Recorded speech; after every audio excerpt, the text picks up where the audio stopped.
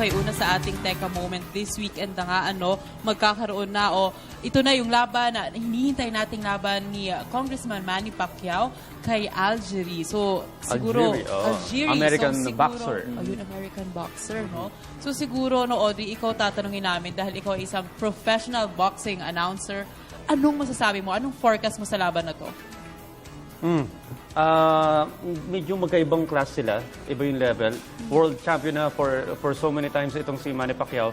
Halimbawang itong si Algeria naman ay hindi pa masyadong subok sa mga nakakalaban niya bukod kay Provodnikov ng Russia. So medyo malakas yung Provodnikov pero tinalo niya. So yun yung tinitingnan nila, baka may chance siya kay Manny Pacquiao. Pero kung makikita ninyo, napakatangkad nitong si Algeria. Oo, matangkad. Mas bata, no? Mas bata.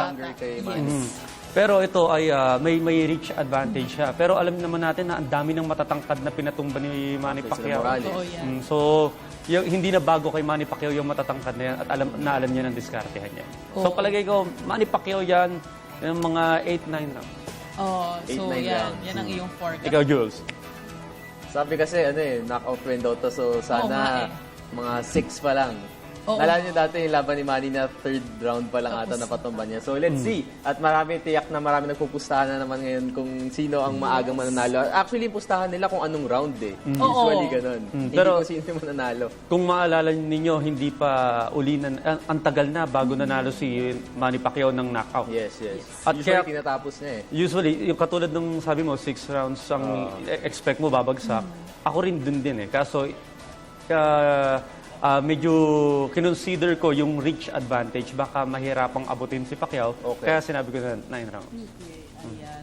Nakita naman natin na talagang grabe na yung pag-iensayo. Actually, sabi nga ni Coach Freddie Rhodes, ngayon na lang daw ulit nakikita yung mga pang-knockout na suntok ni Pacquiao. Ito namang si Algeria, talaga namang syempre, world class nga, world champion itong si Manny Pacquiao. Kaya grabe na yung diet niya, yung exercise niya, talaga naman pinagtutuunan niyang pansin. Sabi pa ni Algeria na ngayon daw wala daw siyang ibang ginawa kung hindi mag-ensayo lang. Walang girlfriend nga daw? Wala nga dong girlfriend. Ganun siya kaseryoso sa fight na to. Focus talaga siya. Pero ikaw nga naman, bibigyan ka ng pagkakataon na makalaban mo ang isang Manny Pacquiao. Bubuhos mo na lahat. Right, tama. Pero di ba days before, si Manny hindi niya pa na-reach yung weight niya?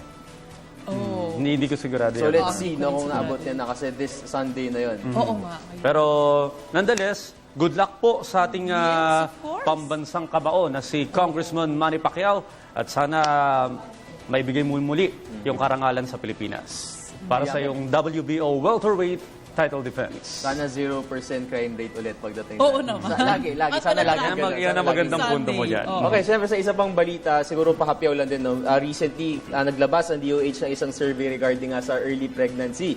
At sinasabi nga dito na yung mga 15 to 20 years old, from 1 out of 10 Filipinos daw ay nanay na o talagang buntis na. So medyo nakakabahala itong datos na to. Oho. Ikaw, Carl, ano mong masasuggest mo sa mga Oo nga. kababaihan? Kasi wala ka dyan sa bracket na yan, sabi mo eh. Oo, wala talaga. Pero ito naman, nasa survey din kasi kahapon na 16 to 24 years old, nakikipagtalik na daw ang mga Pilipina o dalagang Pilipina. At ito naman, sabi ng DOH, feeling daw kasi ng mga dalagitang ito, parang asa teleserye sila, pero hindi nila alam yung mga pwede mangyari sa kanila. Pwede sila magkaroon ng sakit, katulad ng cervical cancer. At syempre, again, hindi naman po madali ang buhay. Isipin nyo, bata ka pa lang, baby ka pa lang, may baby ka na. So, nagbigay na din ng mga, of course, sa mga payo ang DOH, na sana, syempre, yung mga magulang, bigyan din ng pansin yung mga dalagita, yung mga dalagita, naku, hinay-hinay lang, bata pa po kayo. Di ba? Well, ang nakikita ko dyan, media. Number one, Yes, media. media talaga. Isipin mo, 2 years ago, pag uwi ko ng hapon, pagbukas ko ng TV, isang malaking network, iba yung halikan eh. Nakikita ka agad, hapon yan Prime Ibig sabihin, time yan. uwian ng mga bata yan, magbubukas ng TV. So, talagang malaking epekto ang media. Tapos, accessibility sa internet. Yes. Kapag, syempre, ang mga, ngayon, para mabuhay ka, kailangan dalawa kayong mag-asawa nagtatrabaho. Naiiwan usually ang mga teenagers na anak So sa walang gumagabay bahay. directly sa kanila. Yes. Kaya ngayon, may access sila sa internet. Hindi katulad nung panahon namin ni Bong Mangawang, Betamax pa. Hindi ba? Meron mo yan, internet, isang pindot mo lang, meron na makikitang Oo, mga kahit sa cellphone lang meron. cellphone lang. Ayan, so sana nga talagang lahat ng mga elders na mga kabataan ngayon talagang patuloy nilang gabayan yung mga anak nila. At syempre, tayo rin sa media talagang matuwid nating sasabihin sa kanila yung mga magiging epekto kung sakali nga na may early pregnancy or what. 100 million na ang population natin, Jules. Kaya yung mga nanonood ngayon ng mga kabataan, gumaya kayo kay Ate Carla. Gayahin niyo ako, wala ako sa survey. Okay, so antabayanan na lang natin. Oo nga. So, okay. So, mula sa ating Teka Moment, tuloy-tuloy pa rin ang ating live discussions ngayong Workday Thursday. Unang-una pag-usapan natin mamaya ang modernong medisina para sa detoxification. Okay? At syempre, meron din tayo dahil Thursday ngayon, Yema Cake. Yes, at dahil na-mention mo na ang Yema Cake, alam niyo ba mga boss, na today is the first year anniversary ni Jules Giang sa Good Morning Boss. Kaya naman, may pa-cake si boss kay Jules! Ah, Hindi ko alam ba? okay. Isang taon na. Ayan na. Hi, Ikapulay ko ba? 1 year si Jules. Happy anniversary, Jules. Happy Thank you first so year much po anniversary. sa Ay, alam mga boss. Good morning, boss. Kila Tita Rose, kila Sir Richard, kila Direk Ed. Thank you so much. Alam mo, Sa sobrang... lahat ng producer. Sa lahat ng producers, sa lahat ng mga boss, sa parents ko.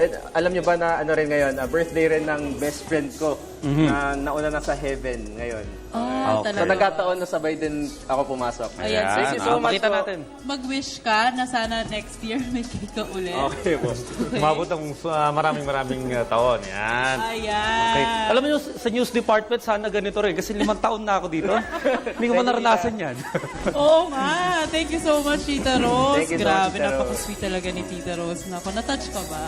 Kasi... Parang teary-eyed si Jules. Okay. Kasi alam mo, nag-start ako before, medyo mahirap kasi aga mo gumising. Diba? Oo nga. Pero ngayon talagang magiging habit mo na lang siya. At masaya, syempre, na parang nagkukwentuhan ka lang live.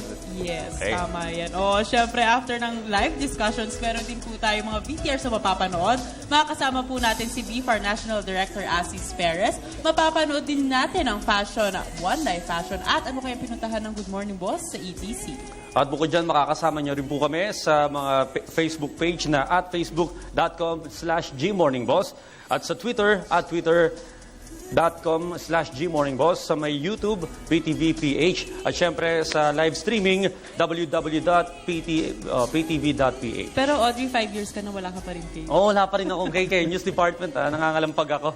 Diyan lamang po kayo. Marami pa tayong importanteng mga topics na pag-uusapan. Magbabalik pa ang Good Morning, Boss!